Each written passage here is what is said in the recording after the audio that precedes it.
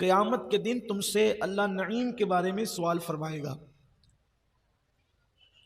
چونکہ قرآن مقدس کی ایک ایک آیہ کریمہ کی 70 ہزار تفاسیر بیان کی گئی ہے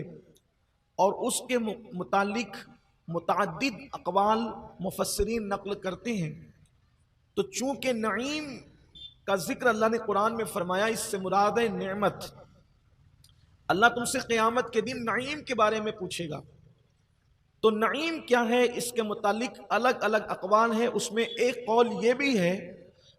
کہ اے لوگو، قیامت کے دن اللہ تبارک و تعالیٰ تم سے تمہاری جوانی کے متعلق سوال فرمائے گا۔ مفسرین فرماتے ہیں یہاں نعیم سے مراد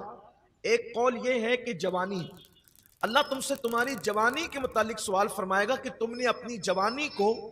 کہاں گزارا، کیسے گزارا،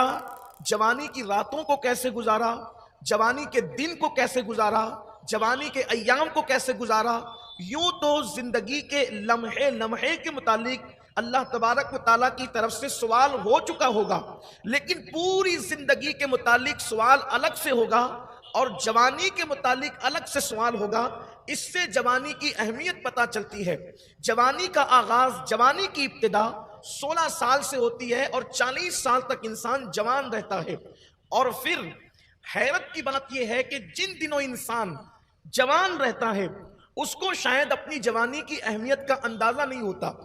جس وقت انسان 40 سے تجاوز کر جاتا ہے اور اس کی جوانی ڈھل جاتی ہے اور پھر اس کے وجود کے اندر کبھی داڑھی میں کبھی سر میں سفید بال جب اس کو نظر آتے ہیں، جب کبھی اس کے طاقتور جسم کی طاقت اور قوت ختم ہونے لگتی ہے، جب کبھی اس کے گھٹنے، اس کے وجود کے اندر درد شروع ہونے لگتا ہے، جب کبھی وہ کئی کلو وزن اٹھا کر طاقت رکھنے والا انسان چند کلو وزن اٹھانے پر تھک جاتا ہے اور اس کو بڑھاپے کی شروعات کا احساس ہوتا ہے، تب اس کو پتا چلتا ہے کہ میری جوانی کھو گئی، میں نے اپنی جوانی کو گزار دیا۔ لیکن جب وہ پیچھے پلٹ کر کے دیکھتا ہے تو پھر اس کی جوانی کا سرمایہ ختم اور ضائع ہو چکا ہوتا ہے، لیکن پچھتانے سے پھر کوئی کام نہیں چل سکتا۔ قرآن مقدس میں کئی مقامات پر اللہ جوانی کی اہمیت کو بیان فرما رہا ہے، جوانی کے واقعات کو بیان فرما رہا ہے، جوانوں کے واقعات کو بیان فرما رہا ہے۔ یہاں پر اکثریت چونکہ جوانوں کی ہے، میں ایک بات ان سے عرض کرنا چاہتا ہوں، دل کے درد کے طور پر